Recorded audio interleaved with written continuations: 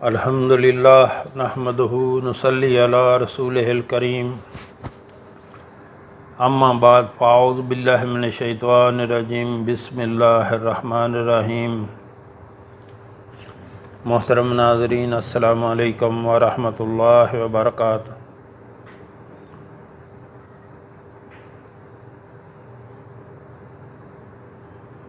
سیدنا ابراہیم علیہ السلام اور نماز کی حفاظت۔ سیدنا ابراہیم علیہ السلام اپنی اولاد کو بیت اللہ کے پاس اس لیے بساتے ہیں کہ وہ وہاں نماز قائم کریں۔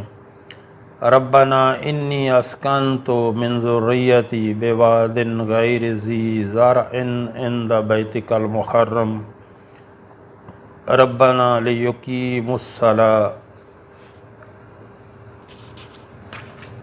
اے ہمارے رب، میں نے اپنے بعض اولاد کو تیرے بیت الحرام کے پاس ایک وادی میں بسایا ہے جہاں کوئی کھیتی نہیں ہے۔ اے ہمارے رب، میں نے ایسا اس لیے کیا تاکہ وہ نماز قائم کریں۔ اور پھر انہوں نے اپنے رب سے یہ دعا بھی کی کہ وہ انہیں اور ان کی اولاد کو نماز کا پابند بنا دے اور ان کی تمام دعاؤں کو بالعموم وہ اس دعا کو بالخصوص قبول فرما لے۔ رب اجعلنی مقیم الصلاۃ ومن ذریتی ربنا وتقبل دعا۔ اے میرے رب، مجھے اور میری اولاد کو نماز کا پابند بنا دے۔ اے ہمارے رب، اور میری دعا کو قبول فرما لے۔ سیدنا اسماعیل علیہ السلام اور نماز کی حفاظت۔ سیدنا اسماعیل علیہ السلام رسول اور نبی تھے، نماز کی خود پابندی کرتے اور اپنے اہل و عیال کو نماز و زکوٰۃ اور دیگر نیک کاموں کا حکم دیتے تھے تاکہ دوسروں کے لیے اچھی مثال بنیں۔ وَاذْكُرْ فِي الْكِتَابِ إِسْمَاعِيلَ إِنَّهُ كَانَ صَادِقَ الْوَعْدِ وَكَانَ رَسُولًا نَبِيًّا وَكَانَ يَأْمُرُ أَهْلَهُ بِالصَّلَاةِ وَالزَّكَاةِ وَكَانَ عِندَ رَبِّهِ مَرْضِيًّا۔ اور آپ قرآن میں اسماعیل کا ذکر کیجئے، وہ وعدہ کے بڑے سچے تھے اور رسول و نبی تھے اور اپنے گھر والوں کو نماز اور زکوٰۃ کا حکم دیتے تھے اور وہ اپنے رب کے نزدیک بڑے پسندیدہ تھے۔ محترم ناظرین، یہاں آپ سے ایک گزارش کرنا چاہوں گا۔ ہمارے ہاں دن کے ٹائم میں ایک دسترخوان چلایا جاتا ہے جو کہ فری آف کاسٹ، بلا معاوضہ کوئی بھی اس میں کھانا کھا سکتا ہے۔ ہمارے آقا صلی اللہ علیہ وآلہ وسلم کا فرمان ہے کہ سلام کو عام کرو، یعنی سب کو سلام کرو، کوئی جاننے والا ہو یا نہ جاننے والا ہو، سب کو سلام کرو اور لوگوں کو کھانا کھلاؤ، سلامتی کے ساتھ جنت میں داخل ہو جاؤ گے۔ تو جو ہمارے بہن بھائی ملک میں یا ملک سے باہر، مثلاً امریکہ، کینیڈا، برطانیہ، خلیجی ریاستوں میں، یورپی ممالک میں رہتے ہیں، اللہ نے ان کو اپنے فضل سے بہت نوازا ہوا ہے۔ ان سے گزارش کروں گا کہ آپ بھی اس کار خیر میں اپنا حصہ ضرور ڈالیں۔ یہ آپ کے تعاون سے اور اللہ کے کرم سے ہمیشہ جو ہے وہ چلتا رہنا چاہیے۔ یاد رکھیں، جو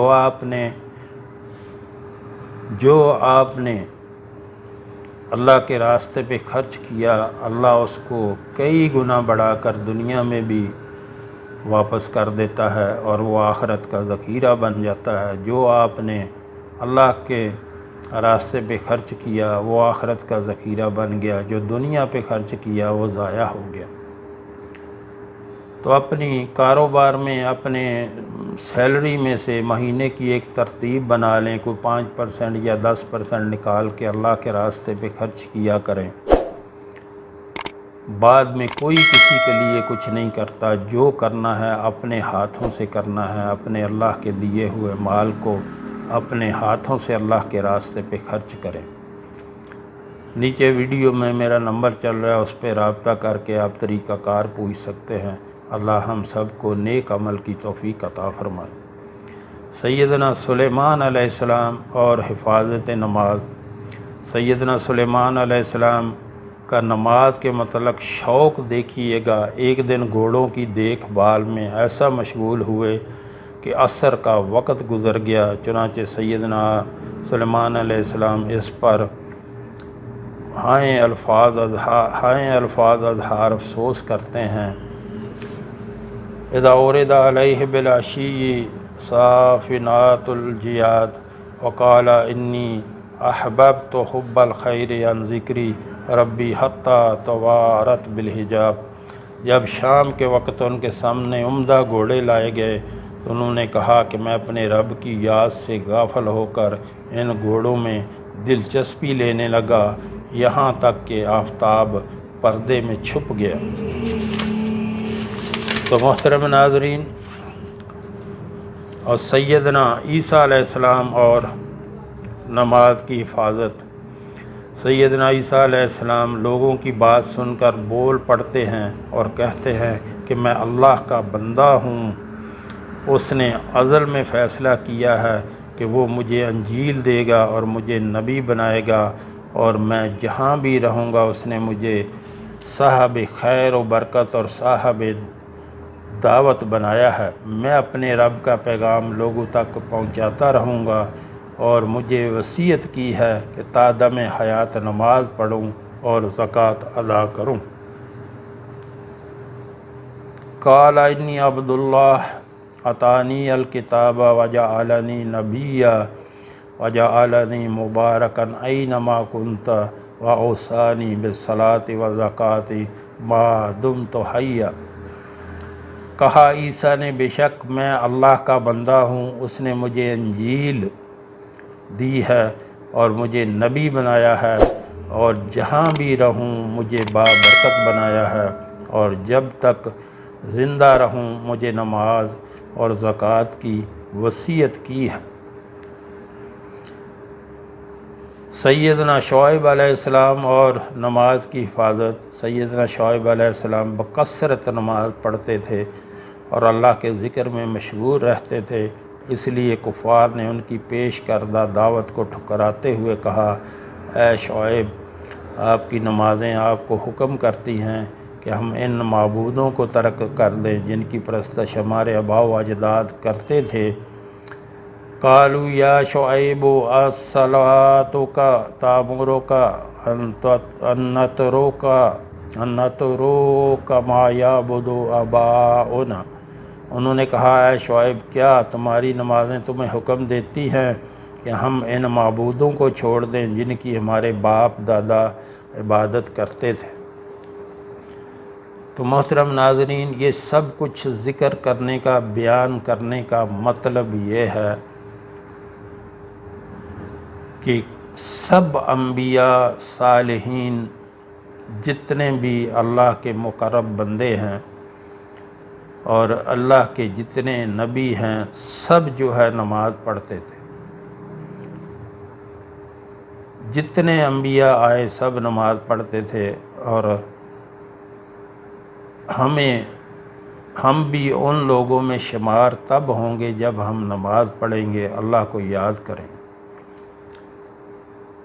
انبیاء علیہ السلام اسی لیے آئے کہ دنیا لوگوں کو جو ہے نیکی کی طرف بلائیں اور برائی سے روکیں اور نماز کا حکم دیں، اور ہمارا بھی یہی کام ہونا چاہیے کہ ہم جو ہے خود نماز پڑھیں اور لوگوں کو بھلائی کی طرف بلائیں، اللہ کی طرف بلائیں، نماز کی طرف بلائیں، اور برائی کو جو ہے وہ روکیں، خود بھی جو ہے وہ برائی سے رکیں، اور لوگوں کو بھی اس کی تلقین کریں، تاکہ اللہ ہمارے اوپر جو ہے وہ اپنا رحم نازل کرے، اپنا ہی رحمت نازل کرے اور ہماری مغفرت کر دے انشاءاللہ۔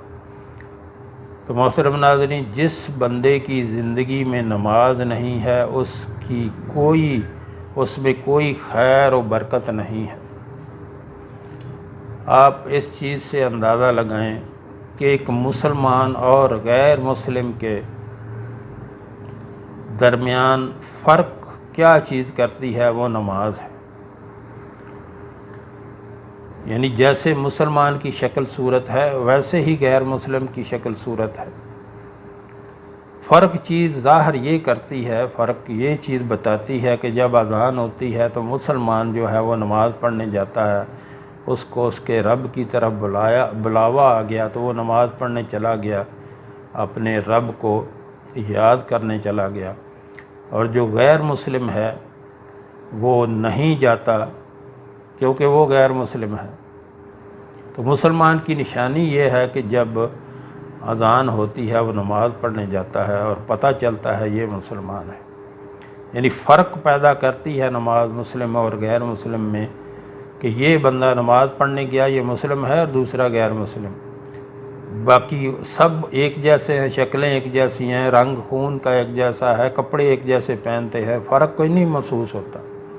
پھر کیا فرق رہ گیا کہ مسلم اور غیر مسلم میں کہ جب بندہ نماز نہیں پڑھتا، نماز نہ پڑھنے والے کے لیے بہت سخت وعید ہے۔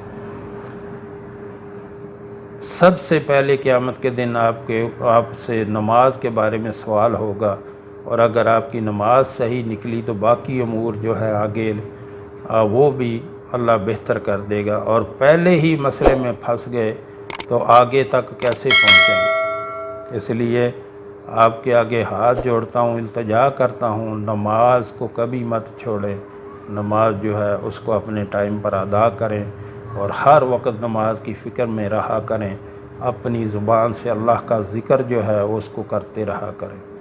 جو ہم نے پڑھا، جو ہم نے سنا، اللہ ہمیں اس پر عمل کی توفیق عطا فرمائے۔